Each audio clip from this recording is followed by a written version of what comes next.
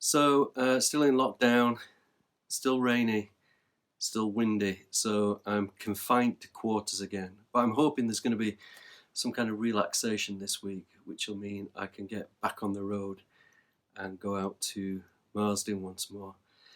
This poem, True North, deals with ideas of home and belonging and a phase of my life when I wasn't really sure of who I was anymore, partly because it wasn't clear to me where I fitted in geographically, and partly because I was accumulating knowledge and experience that made me something of an outsider in my home village. It's set in the winter of 1981, a very cold December, so cold they had to light fires under the diesel tanks of trains so that the fuel wouldn't freeze.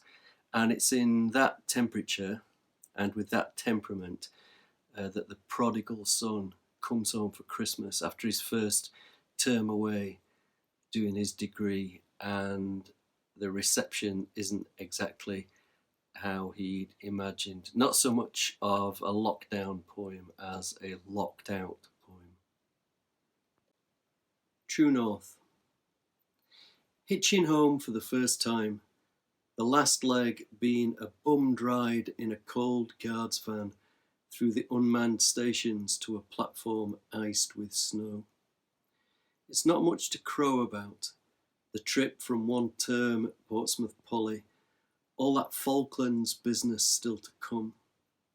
From there the village looks stopped, a clutch of houses in a toy snowstorm, with the dust settled and me ready to stir it, loaded up with a haul of new facts, half expecting flags or bunting, a ticker tape welcome, a fanfare, or a civic reception. In the old New Inn, two men sat locked in an arm wrestle, their one combined fist dithered like a compass needle. Later, after Easter, they would ask me outside for saying Malvinas in the wrong place at the wrong time, but that night was Christmas and the drinks were on them. Christmas. At home, I hosted a new game. Stretch a tissue like a snare drum over a brandy glass, put a penny on, spark up, then take turns to dimp burning cigs through the diaphragm before the tissue gives, the penny drops. As the guests yawned their heads off, I lectured about wolves, how they mass on the shoreline of Bothnia, wait for the weather, then make the crossing when the gulf heals over.